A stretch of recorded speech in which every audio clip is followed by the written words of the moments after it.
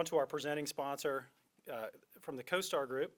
We have David Kahn, who is CoStar's Director of Market Analytics based here in Atlanta.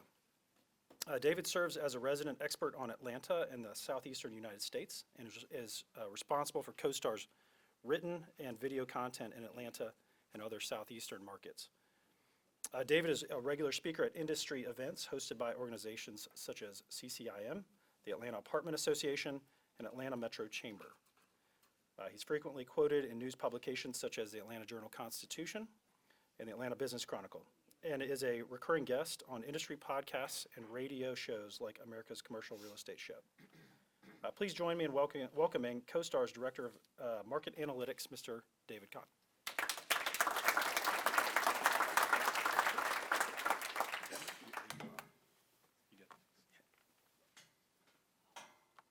Good morning, everyone. And I think we are good to go. So first of all, I'll say great to see everyone, so many familiar faces. This is my third year doing this event. Second in person. Last year was a little bit different, but we got through it. 2021, obviously a big time game-changing year for everyone.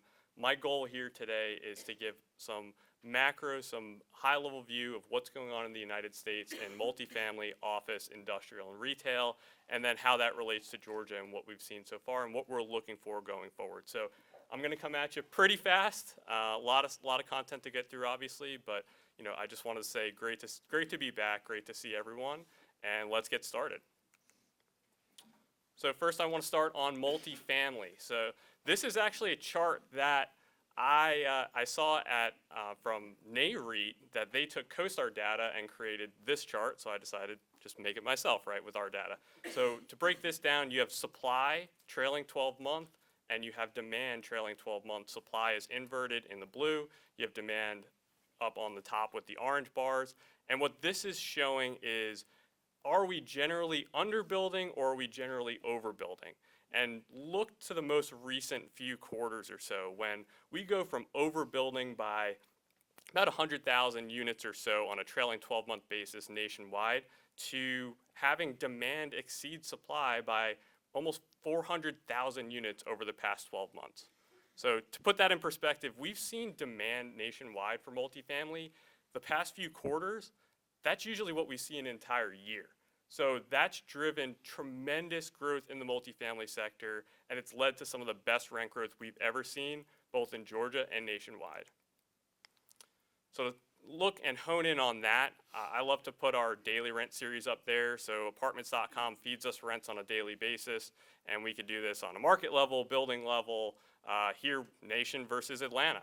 So you can see here what really stands out. Indexed back to January 1st of 2020. We really have outperformed the national average. Our rents are up almost 20% year to date, one of the strongest rent growth markets in the entire country. And the nation as a whole is doing pretty well also. So it's been an explosion in multifamily rent growth and exceptional demand. We expect for that to continue here because of all of these office using jobs that we're adding and industrial jobs that we're adding throughout the Atlanta region and really throughout Georgia. We've been an outperformer in this economic recovery. But honing in on Atlanta a little bit, one thing that I love to track is our supply story. As you know, if you've heard me speak before, we've been underbuilt in Atlanta for the past decade or so. That's led to great rent growth, but our affordability advantage is starting to erode a little bit. Our rents are now more than the national average, while traditionally we're 10, 20% below, right? So what are developers doing? Well, they're breaking ground on projects at a breakneck pace right now. We have almost 20,000 units underway, right? Way up from what we saw right after COVID hit. And that's needed. You can't have 20% rent growth every year. You need a little bit of supply to relieve that pressure and to house all the people that are moving here because we are seeing some of the strongest job growth and net migration in the entire country. And lastly, with multifamily, I can't not talk about the investment scene. This is overall investment volume, and I just pulled this the other day. Year to date, we've already set a record. We're ready to blow past 2019 nationwide because Q4 is usually the strongest quarter, and the multifamily investment scene nationwide is absolutely booming. Institutional capital, foreign capital, everyone wants multifamily, and everyone wants to get in on multifamily in the Sun Belt. So Atlanta, Georgia, we've been a huge beneficiary of that. You can see here these bars, again, we're typically seeing quarters right now that would be a typical year for sales volume, which is just absolutely crazy. New builds, value add, everything is exploding right now in Atlanta. It's a very competitive environment out there, but it's great for investors as, you know, a lot of times they're seeing returns already because of that strong rent growth and the strong demand that we've seen. Now shifting gears to office, big time gear shift right here, of course, right? Office, it's getting a bad rep. You know, there is flex work, remote work. You know, how are people figuring out what to do with the future of office? You know, what we've noticed and what we like to look at as a leading indicator is overall leasing volume, right? You sign a lease, you're going to move in, right? You're going to probably take some more space in the future.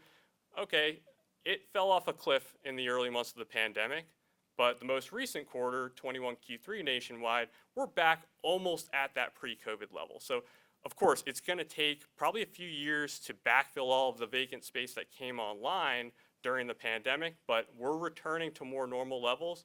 And there's a few other signs that I've noticed that we're starting to recover in the office market. We're not shedding space like we were a few quarters ago. You know, one of those signs is the sublet market.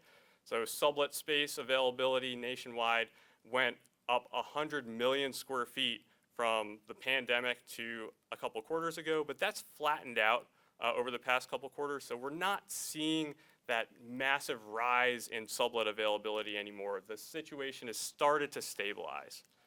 And a reason for that is so much sublet space out there, it's attracting more and more tenants to these sublet spaces. So, you know, looking on LoopNet, looking on CoStar, you know, a lot of times they're seeing these sublet spaces, and looking at this chart, you can see about 14% of all leases signed, so all RBA releases signed last quarter were a sublet lease, and that's by far a record for the nation. So I would look for that to continue with more of these really high quality sublet spaces on the market. That's going to be competitive with relet and new space over the next few years.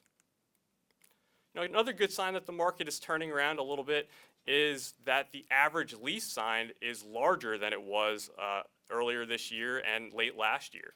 So traditionally, or at least over the past decade or so, the average lease signed, office lease signed, is about 4,000 square feet. That fell down to about 3,000 square feet during the pandemic, but we're back up to about 3,500 now. So this is something I'm looking forward for going forward as space requirements. Are firms looking to downsize? Are they looking to expand? Well, this is an early sign, an early indication to me that firms are starting to feel more confident about expanding, taking more space from an apples to apples perspective, and that will lead to more office demand in the future. And then lastly, looking market to market, of course, because, you know, as I'm sure Casey will talk about, the Sun Belt is king, and the Sun Belt markets for office, that's what I've highlighted here in red. This is annual net absorption on a percentage basis. Most of the markets that are outperforming, that are either year over year positive or slightly negative, they're going to be your Sun Belt markets, fast-growing demographic markets, adding a lot of office-using jobs, corporations looking to move to those markets for the labor force, as well as you know, quality of life and the cost of doing business. So again, we're a beneficiary of that. You know, Atlanta is middle of the pack, but a lot of that is due to the AT&T move-outs that we all know about, Lindbergh and in Midtown. So if you back those out, we're actually looking pretty solid for net absorption. And we continue to add Microsoft, Google, Norfolk Southern, Visa, Cisco, like go down the list. Every week seems like there's a big corporate relocation or expansion that will help boost our recovery in the near term. Now, one market that I don't need to you know, sugarcoat at all is industrial. Absolutely firing on all cylinders, and I'm sure Casey's going to get into this a lot. But I want to put my little spin on it too. U.S. personal consumption expenditures, we're in the middle of a consumption boom. People are spending money. They have the fiscal stimulus. They've been able to save money. They have their home equity. And people are starting to get aggressive raises now. Wage growth is up. So the American consumer is in a great spot right now, and they have a high propensity to spend money. and that's leading to more demand for goods, and more demand for goods means more demand for industrial space. Now, how do we get those goods from the ports to the individuals? Well, obviously TEUs at port traffic love to look at this, and you can see the ports have increased, right? Everyone looks at the supply chain meltdown, and there's all these scary type of headlines that you see in the Wall Street Journal. Well, the ports are working overtime. They're working through that, and that Atlanta in particular, Georgia, Savannah, is a prime beneficiary of all of these macro trends towards increasing port traffic and getting these goods from there and to either individuals in this region or individuals throughout the United States. Industrial leasing volume has absolutely surged over the past few quarters. We're looking at much stronger than average leasing nationwide. Very similar chart with markets like Atlanta, Dallas, Phoenix. We're seeing a massive uptick in terms of the leasing. A lot of it is in the big box space, but that's really where all the availability is. The small, shallow bay space, that's almost completely fully leased at this point, and big box spaces, they're leasing before they receive their COs. So the leasing velocity that we've seen is unprecedented, and it's driven vacancy rates down to record lows in the industrial space. And where do we stack up? Of course, everyone wants to see. Everyone's competitive here. We're number 2 for trailing 12-month absorption. Dallas-Fort Worth is a major super regional distribution hub as well. But of course, we stack up right there with the big heavy hitters, the big kids on the block, and we expect this to continue. But 30 million square feet over a 12-month period, that's double to what we did last year. So we're looking really strong, and we're looking very strong going into 2022. And we're looking to build more because space requirements are so robust right now in Atlanta. We're building almost more than 30 million square feet at this point. Decent amount of that is spec, but again, when you're breaking ground on a project and you have to hold off on signing that lease until you receive your CO because you're going to get rent growth during that year you're under construction, you're in a pretty good spot for that. And then lastly, retail. So the retail market, again, everyone was chomping at the bit to say retail is dead during the pandemic. There's the retail apocalypse, but what we've seen is a real strong rebound in consumer spending and a strong rebound in retail leasing throughout the country. Another macro chart here, and this is almost a proxy for household wealth. Total deposits held by U.S. commercial banks and adjusted for inflation. You see the big stimulus impact there, right? So people receiving those stimulus checks, enhanced unemployment, wage growth has really been a boon for the American consumer. People are sitting on a lot of cash right now, and they are willing to spend it and spend it on retail goods and services. So leasing volume, it hasn't necessarily translated to a surge in retail leasing like we saw for industrial, but retail leasing is pretty much close to back to where we were before the pandemic. Not a lot of available retail space. And to that point, we're not building much retail anywhere, right? Even in your fast-growing Sunbelt markets, we're not building speculative malls anymore. It's all mixed use. It's all these smaller strip centers in strong demographic areas. We are hardly building any retail as a percent of inventory. Only about 0.5% of inventory is under construction right now nationwide and in Atlanta. So not a lot of supply side pressure, and that existing retail space is in more and more demand. And what that's doing for us in particular is allowing retail landlords to raise rents at essentially a record pace. So Atlanta was very slow to recover from the Great Recession, from the Great Financial Crisis with retail. We really overbuilt during the last cycle, and it took until 2019 for rents to get to that pre-recession peak. But now we're number 1 in the entire country for retail rent growth, same-store rent growth. Not building a lot, impressive demographic trends, strong wage growth. We're adding all of these office jobs. People have a lot of money to spend, and retailers are looking to expand in Atlanta and in the entire Georgia region. So that's what we're seeing right now. I know that was jumping around a little bit, but hopefully it was a great update for y'all. Again, I'm happy to be back and would be happy to hand it up for either questions or with KC. Anybody have any questions for David? Yeah.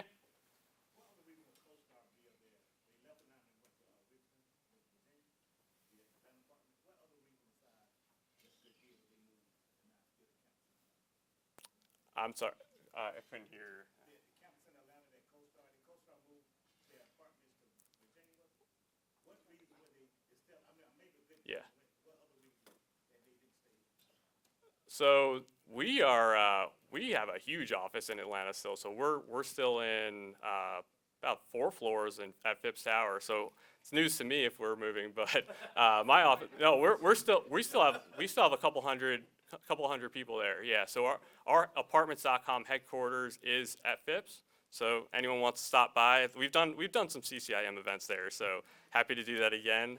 But yeah, come by. We're there. Our research headquarters moved from DC, which is where our full headquarters is, to Richmond. So that's them, they're really looking to expand the research function out in Richmond. Apartments.com, we're still here in Atlanta. So, yeah. Oh, no, you're good. You're good. Yeah.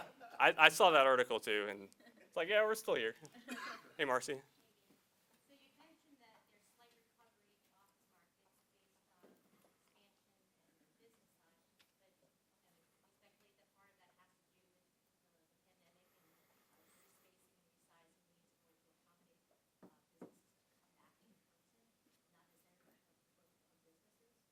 I think a lot of it depends on the firm. I think what we're seeing, what we're hearing, and a lot of companies are almost like a follow the leader. All the big tech companies that are saying, yeah, we can be full remote now, or we can be 2 days in the office. Well, they're the ones that are not only leasing more space, like you see Microsoft and Google, they're doing that throughout the country, but Google and Apple, they're buying office space, right? They wouldn't be investing hundreds of millions, billions of dollars in office. And the reason for that is they know that if they're going to bring people back to the office, it needs to be that absolute top tier space for them, right? So every other firm's going to look at that and say, okay, if they're doing that, we need to compete with the big kids on the block for that talent. And that should lead to a trickle down effect for other companies. Sure, you see like Global Payments, for example, they sign a huge lease and then they sublet part of it, and then they're subletting part of their space in Buckhead, and Flexport you see in downtown, they subletted everything and then they signed an expansion. So I think it really does depend on the individual, but overall, like looking at those macro trends, the larger the leases on average that we're seeing, that's a pretty good sign that firms are saying, okay, we're reassessing, we understand what's going on with the pandemic, and we're gonna move forward, and we're either gonna, like we've already left our space, we're already gonna not renew, or we're gonna look to expand. Hey, Quinn. How you doing, David? Good. So, question for you, and I know this is maybe a specialty market, but the pandemic had a huge impact on hospitality. Mm-hmm. Do you have any insight on how hospitality is performing and where that is right now? I do, and the only reason for that is I was just up doing some presentations with our senior director of hospitality, who's we acquired STR recently, and they do some incredible stuff. So hospitality, a full recovery isn't expected until 2025, but we are starting to see some signs of growth there. A lot of it is leisure is driving a lot of the growth. So like everyone wants to go on vacation. Everyone's trying to get out there because of all that pent up demand from last year. It's the group and business travel, which is still lagging. So that's what they're looking for right now. It's very much so, big conferences, big events that boosted a lot of convention centers, or just cities with big events like a Vegas, like a Nashville, for example. Still haven't seen that recover anywhere close. But the individuals and the families, they're above 2019 levels in a lot of cases in a lot of metros. So that overall, because of the kind of up and down there, they're not projecting until 2025 a full recovery, but that it is bouncing back quicker than I think they expected at this point last year.